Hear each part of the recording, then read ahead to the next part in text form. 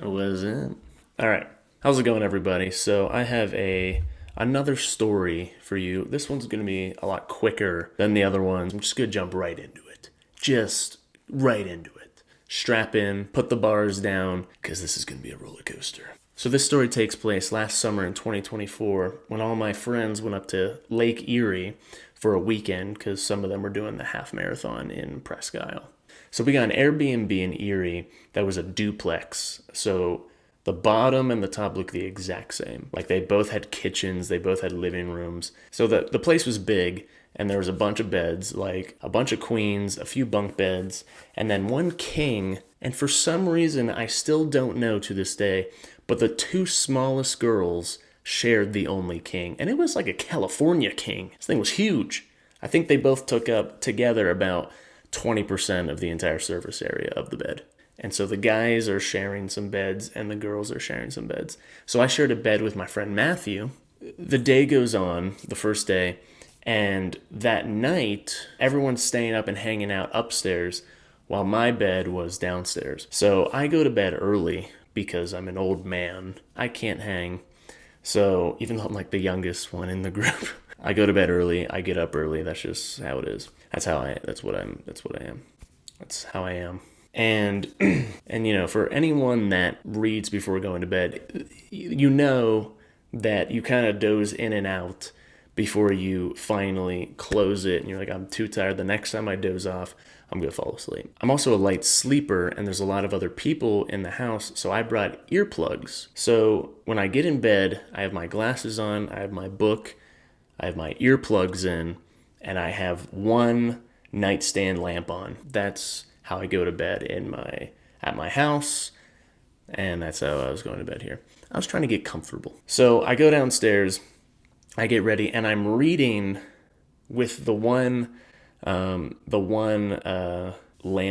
the nightstand lamp on. And while I'm dozing in and out, I turn off the light, and I think that I just turned it off, and I'm like getting ready for bed. And I start putting the book down, I start taking my glasses off, and I turn to my left, and I see this silhouette of a demon just standing at the edge of my bed. Just this ghost that is just standing there looking at me while I'm in bed, and I'm like, there is a literal demon in my bedroom right now. This Airbnb is haunted, and I'm the next victim. That's what I thought. And I'm like, the demon of the Airbnb is here to take my soul. And so this figure is standing still, and I see its silhouette, and then I see it get closer and closer, and I'm like a scared animal in the woods with a predator staring me down, just not knowing what to do. And I'm thinking, I'm the only one here. I gotta turn the light on. But I'm so petrified with fear. I could only stare at the unknowing figure in my room. And once it's about one arm length away, I snap my hand out there and I hit him in the shoulder. And I just feel this entity, and I'm just holding it while my eyes are as wide as the lids can make them. And I'm with my right hand, so I'm holding it with my left hand, and with my right hand, I am flailing, absolutely flailing,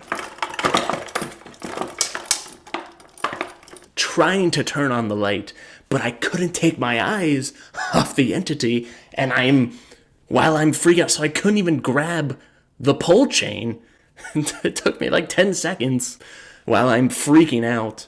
So finally, I get the chain and I turn the light on, like so.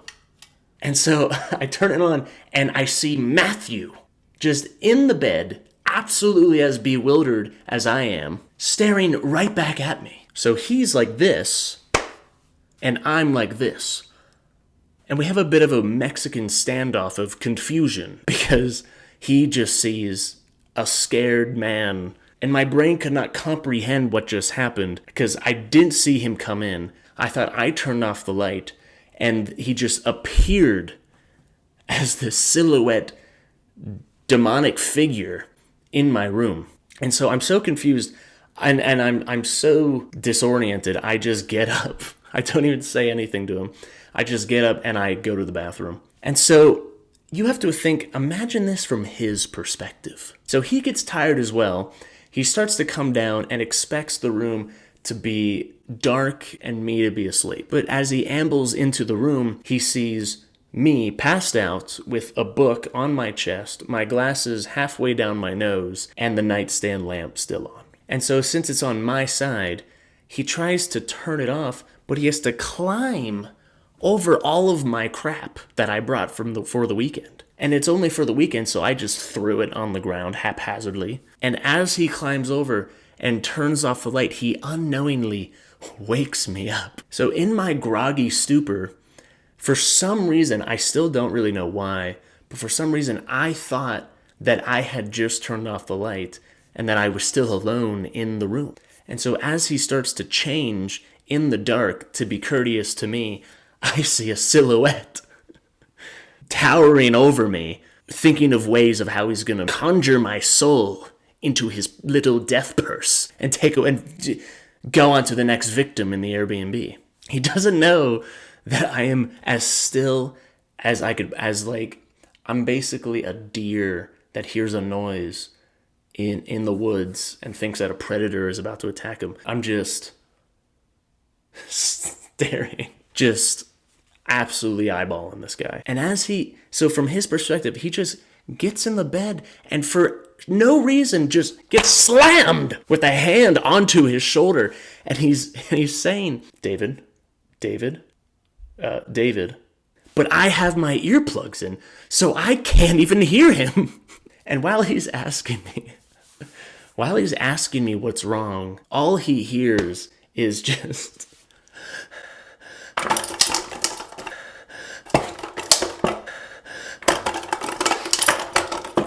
and then the light comes on and he just watches me get up and leave. I didn't say a word, I just left. And so when I come back with the earplugs out, we tell each other our perspectives, and I don't think I've laughed that hard in a very long time. So that is the story of the ghost in the bed, the haunting demon from the cursed Airbnb of Lake Erie. All right. Thank you. Like the video, whatever. All right. Have a good one. Bye.